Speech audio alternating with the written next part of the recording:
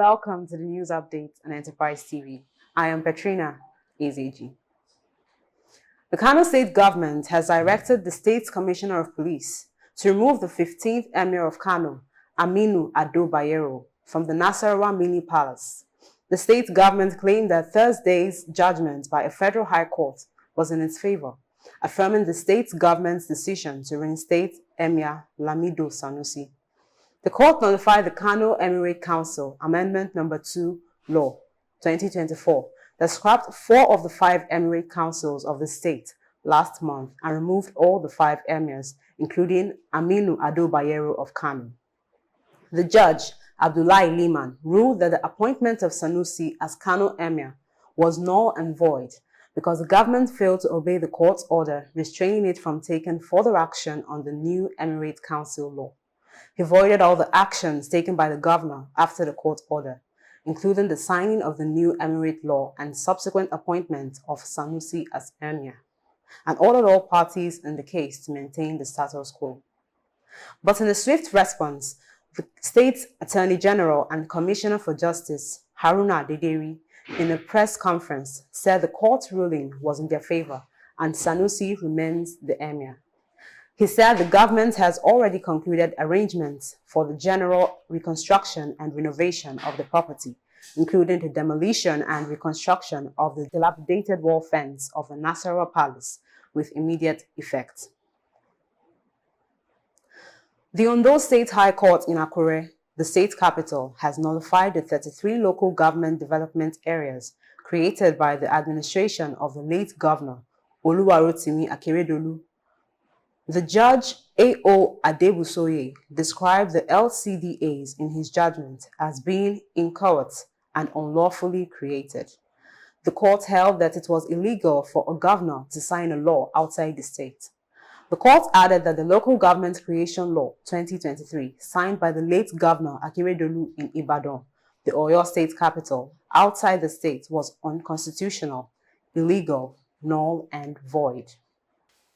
No fewer than 37 deaths have been recorded in the current cholera outbreak, which has hit 30 states, including Lagos and Ogun. The special advisor to the Lagos State Governor on Health, Dr. Kemi Ogunyemi, in a statement on Thursday by the Director of Public Affairs in the State Ministry of Health, Tumbosu Ogunbawo, said the state has recorded an additional 6 cholera deaths as against previous 15. He said cholera cases has risen to 401 in Lagos. On her part, the Ogun State Commissioner for Health, Dr. Tomi Koka, says the state had recorded 1 death and 14 cases.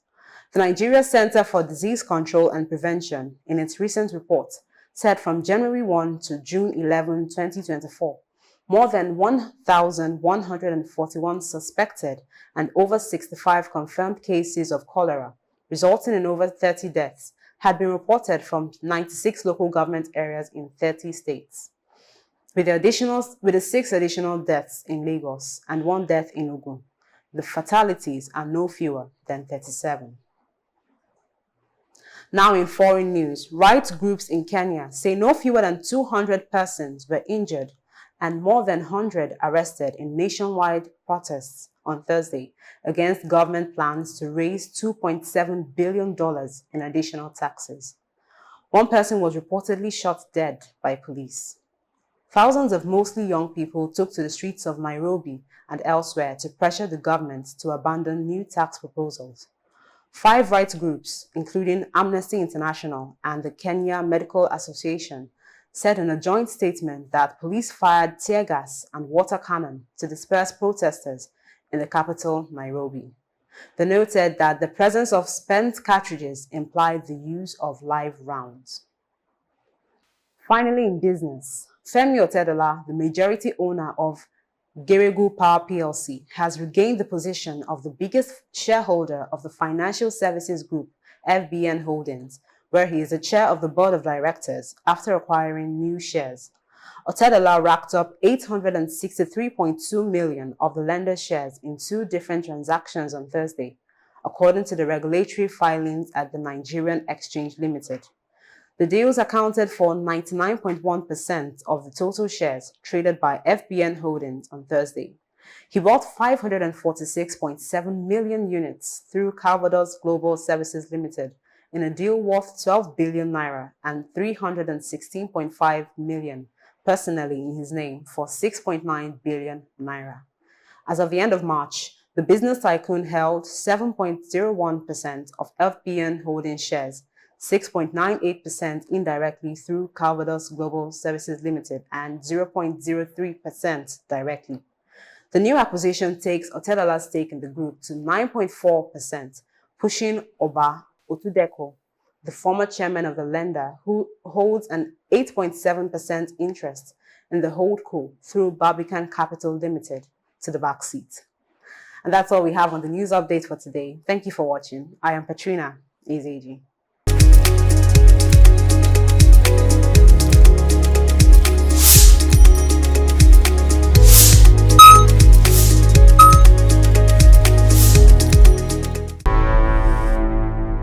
Enterprise TV, a tradition of truth.